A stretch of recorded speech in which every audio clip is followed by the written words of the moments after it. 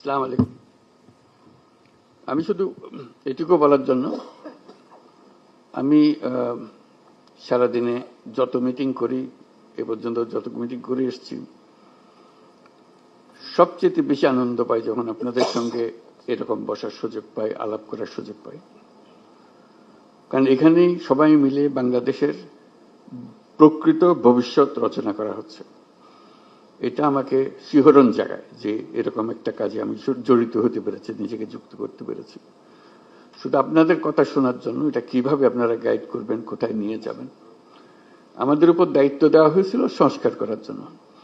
আমরা ঠিক বুঝতে পারছিলাম না কোথা দিয়ে শুরু করি। তো প্রথমেই আলাপের মধ্যে নানা প্রসঙ্গে ঠিক হলো যে আমরা কিছু কমিশন করে দিই, যেগুলো দ্বারা কর্তৃপক্ষে ভেতরে গিয়ে জিনিসটা তৈরি করবে। তো এটা দীর্ঘ প্রক্রিয়া, লোক জোগাড় করা ইত্যাদি। শেষ পর্যন্ত আমরা কমিশন করলাম, প্রথম 6টা কমিশন, পরবর্তীতে আরো 6টা। তো তাদেরকে 90 দিন আমরা সময় দিয়েছিলাম দ্রুত গতিতে কাজ করার জন্য। আমরা খুবই আনন্দিত যে তারা করতে পেরেছে। কয়েকটা কমিশন বেশি সময় নিয়েছে, তাতে কোনো অসুবিধা নেই।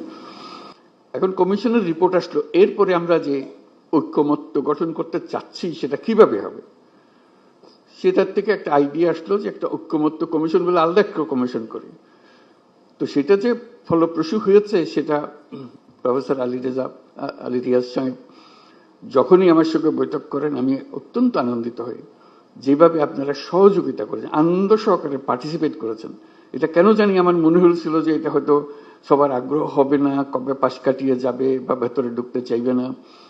আমি অত্যন্ত আশ্চর্য হয়েছি এবং অত্যন্ত আনন্দিত হয়েছে যে কত গভীরভাবে আপনারা এটাতে গিয়েছেন।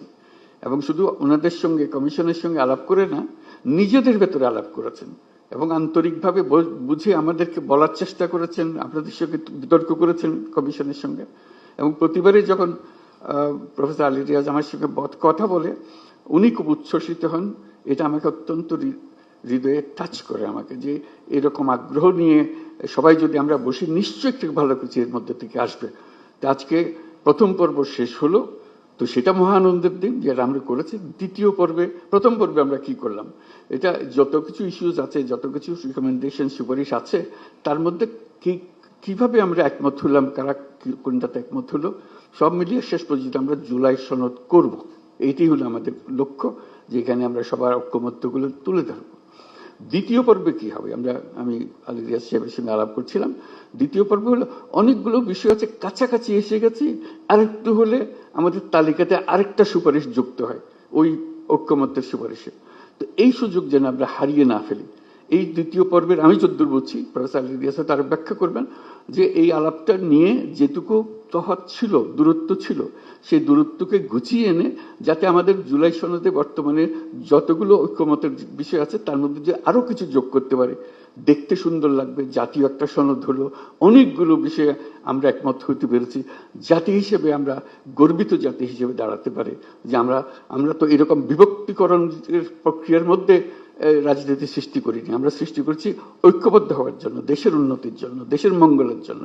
আজকে সেই সবাই উপস্থিত থাকতে পারে, আমি নিজেকে সৌভাগ্যবান মনে করছি। আশা করি আমরা সেই পর্বে ঢুকতে পারবো এবং সেই পর্বে অত্যন্ত চমৎকার একটা জুলাই সনদ আমরা তৈরি করতে পারবো। সবাইকে ধন্যবাদ।